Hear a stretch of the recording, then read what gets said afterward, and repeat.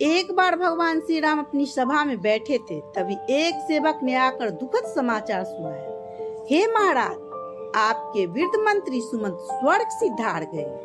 यह सुनते ही श्री राम का हृदय भारी हो गया। वे सुमंत के घर पहुंचे, जहां शोक की लहर छाई थी। राम ने पंडित को बुलवाया और सुमंत की जन्म कुंडली मंगवाई। जब पंडित ने गणना की तो ज्ञात हुआ कि सुमंत की कुल आयु 9,999 वर्ष थी।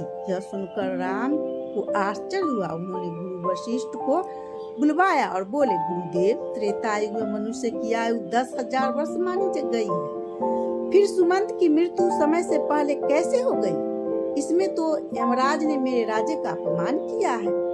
गुरु वशिष्ठ से चर्चा करने के बाद राम ने गरुड़ पर सवार होकर धनुष टकरार करते हुए यमराज की नगरी यशमनी की ओर प्रस्थान किया। मार्ग में उन्हें देखा कि यम के दूत सुमंत को बांध कर ले जा रही हैं। श्री राम ने अपने दिव्य अस्त्रों से यमदूत को पराजित कर सुमंत को मुक्त करा दिया। यमदूत ने भयभीत होकर श्री राम से कहा, प्रभु, हमने क्या अपराध किया जो आपने हमें मारा? सुमंत के जीवन के दिन पूरे हो चुके थे, इसीलिए हम उन्हें ले जा रहे थे। राम ने उत्तर दिया, इसके जीवन के 9 दिन अभी भी शेष है, फिर तुम लोग इसे कैसे ले जा सकते हो? इस पर यमदूत बोले, राघव, जब सुमंत का जन्म हुआ था उस समय उसकी माता के गर्भ से पहले हाथ और मस्तक बाहर आए थे, बाकी शरीर 2 दिन बाद निकला।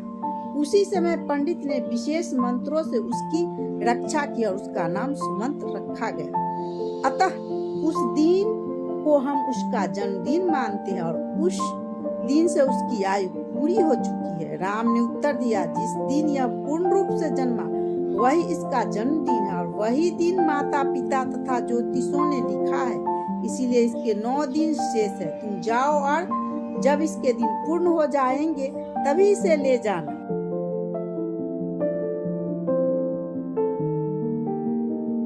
यमदूत लौट गए और राम भी अयोध्या लौट आए। सुमंत को वापस पाकर अयोध्या में उत्सव सा माहौल हो गया। सुमंत ने भगवान राम का पूजन किया और शेष बचे 9 दिन में दान पुण्य कर धर्म के मार्ग पर अग्रसर रहे। उधर यमदूत ने यमराज को सारी घटना बताई। यमराज को जब ज्ञात हुआ कि राम ने उनके कार्य में विघ्न डाला है तो वे क्रोध में भर उठे। उन्होंने विशाल सेना एकत्र की और स्वयं एक भयंकर भैंसे पर सवार होकर अयोध्या की ओर कूच किया। यमराज ने अयोध्या को चारों ओर से घेर लिया। इस संकट को देखकर राम ने अपने पुत्र लव को आदेश दिया कि वह यमराज से युद्ध करे। लव अपने रथ पर आरूढ़ होकर यमराज से भिड़ गए।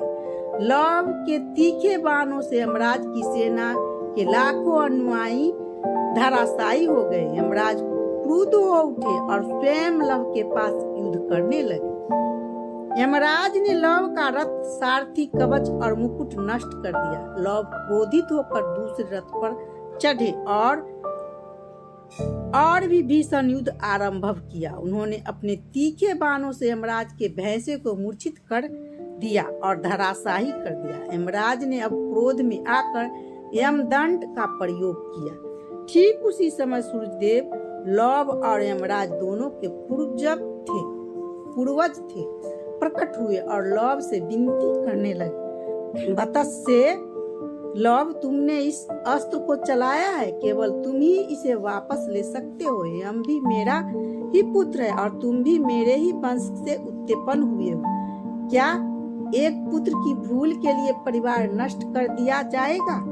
सूर्य की करुणा और ज्ञान युक्त वाणी ने लव को क्रोध शांत कर दिया। उन्होंने ब्रह्मा अस्त्र का स्मरण किया और यमराज का प्रहार रोक दिया। यमराज प्रसन्न हो उठे और सूर्य के साथ अयोध्या पहुंचे। नगरवासियों ने पुष्प वर्षा कर उनका स्वागत किया। लव ने श्री राम को प्रणाम किया और यमराज ने भी राम से क्षमा याचना की। इस अद्भुत कथा में न केवल राम की न्यायप्रियता बल्कि लव की वीरता और सूर्य की करुणा भी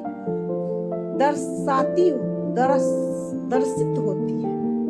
एक मंत्री के रूप में 9 दिन के लिए शुरू हुआ यह संघर्ष धर्म, नियम, न्याय के गहरे अर्थ को उजागर करता है। जय श्री राम।